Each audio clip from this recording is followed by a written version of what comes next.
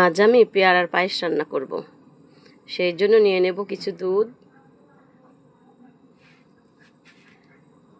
পেয়ারা কুচো করে নেব।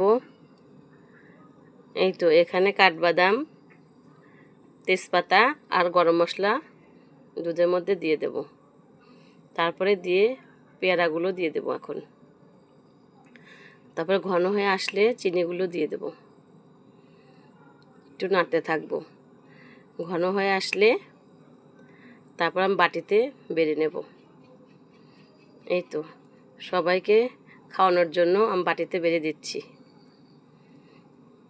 সবাইকে একে একে দিচ্ছি। শাশুড়ি, মা, যা, ভাগ্নি সবাই খেয়ে প্রশংসা করছিল। বৃষ্টি তো বলছিল ওয়াও,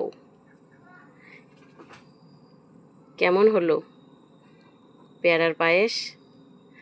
আবার আদনান সোনারাও খাচ্ছে, কিন্তু দেখুন কি সুন্দর করে খাচ্ছে।